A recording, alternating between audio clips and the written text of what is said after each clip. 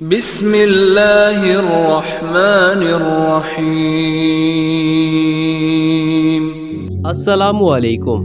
سوچو ذرا، اس کائنات کا سب سے بڑا مالک، سب سے بڑی طاقت، سب سے زیادہ مہربان ہستی اللہ رب العزت جب وہ تم سے راضی ہو جائے تو تمہیں اور کیا چاہیے؟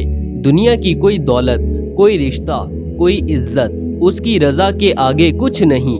لیکن سوال یہ ہے کہ اللہ کو راضی کیسے کیا جائے؟ اس کے لیے 5 سنہری اصول ہیں جو قرآن و حدیث میں بار بار بتائے گئے ہیں اور جو ہر اس بندے کی زندگی میں روشنی بن کر چمکتے ہیں جو اللہ کی خوشنودی کا طالب ہوتا ہے۔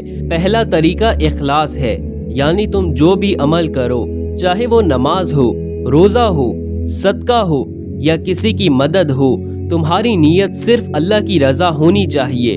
ریاکاری یعنی دکھاوا تمہاری نیک اعمال کو جلا کر راکھ کر دیتا ہے۔ نبی صلی اللہ علیہ وآلہ وسلم نے فرمایا، اعمال کا دار و مدار نیت پر ہے۔ اگر نیت سچی ہے، دل صاف ہے تو چھوٹا سا عمل بھی اللہ کے ہاں بہت بڑا ہو جاتا ہے۔ مثال کے طور پر ایک شخص نے ایک پیاسے کتے کو پانی پلایا تھا اور اللہ نے اس کے اس عمل کی وجہ سے اسے بخش دیا۔ سوچو، صرف ایک عمل، صرف ایک نیت اور پوری زندگی کی بخشش۔ دوسرا طریقہ نماز کی پابندی ہے۔ نماز رب کے ساتھ ملاقات کا وہ وقت ہے جو بندہ دن میں 5 مرتبہ اپنے رب کے سامنے جھکتا ہے۔ اللہ اس کے دل کو پاک کرتا ہے، اس کی راہوں کو آسان کرتا ہے اور اس کے غم ہلکے کر دیتا ہے۔ چاہے تمہاری زندگی میں کتنی ہی مشکلات ہوں، نماز کو مت چھوڑو۔ جو بندہ مشکل میں نماز پڑھتا ہے، اللہ اس کے لیے آسانیاں نازل کرتا ہے۔ حضرت علی رضی اللہ تعالیٰ عنہ فرمایا کرتے تھے، جب میں کسی مسئلے میں پھنس جاتا ہوں، میں فوراً 2 رکعت نماز پڑھ لیتا ہوں اور میرا دل ہلکا ہو جاتا ہے۔ تیسرا طریقہ والدین کی خدمت ہے۔ دوستوں، والدین کی خوشی میں اللہ کی خوشی چھپی ہوئی ہے۔ چاہے وہ تمہیں کبھی کچھ کہہ دیں، غصہ ہو جائیں یا تمہیں سمجھ نہ سکیں، یاد رکھو کہ ان کے قدموں تلے جنت ہے۔ ایک نوجوان نبی صلی اللہ علیہ وآلہ وسلم کی خدمت میں حاضر ہوا اور کہا کہ میں جہاد پر جانا چاہتا ہوں۔ نبی صلی اللہ علیہ وآلہ وسلم نے پوچھا، کیا تمہارے والدین زندہ ہیں؟ اس نے کہا، جی ہاں۔ آپ صلی اللہ علیہ وآلہ وسلم نے فرمایا، جا اور ان کی خدمت میں جہاد کر۔ یعنی والدین کی خدمت کا مقام اتنا بلند ہے کہ بعض اوقات وہ جہاد سے بھی بڑھ کر ہے۔ چوتھا طریقہ صبر اور شکر ہے۔ آزمائشیں زندگی کا حصہ ہیں، کبھی بیماری، کبھی مالی پریشانی، کبھی دل کا غم، لیکن جو بندہ صبر کرتا ہے وہ اللہ کی خاص محبت پا لیتا ہے۔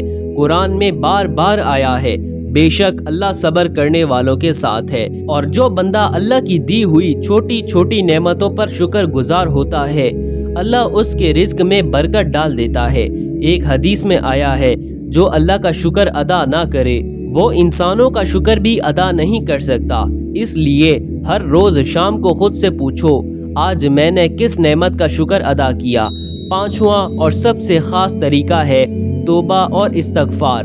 اللہ اپنے بندوں کی توبہ سے اتنا خوش ہوتا ہے جتنا ایک ماں اپنے کھوئے ہوئے بچے کو پا کر خوش ہوتی ہے۔ چاہے تم نے جتنے بھی گناہ کیے ہوں، جب تم دل سے سچی توبہ کرتے ہو، اللہ تمہیں معاف کر دیتا ہے۔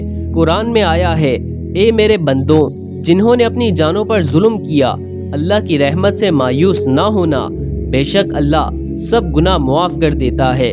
روزانہ چند منٹ نکالو، تنہائی میں بیٹھ کر اللہ سے اپنے دل کی بات کرو، اپنے گناہ یاد کرو اور معافی مانگو۔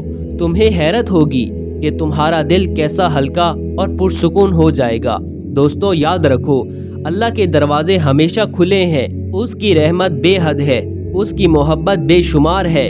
جو بندہ اللہ کی رضا پا لیتا ہے وہ دنیا کی ہر مشکل پر ہنس سکتا ہے، ہر غم میں مطمئن رہ سکتا ہے اور آخرت میں وہ کامیاب ہو جائے گا انشاءاللہ۔ آج ہی دل سے ارادہ کرو کہ اپنی زندگی کو اللہ کی رضا کے مطابق ڈھالنے کی کوشش کرو گے اور دیکھو گے کہ تمہاری دعائیں کیسے قبول ہوتی ہیں، تمہاری راہیں کیسے آسان ہوتی ہیں اور تمہارا دل کیسے روشن ہو جاتا ہے۔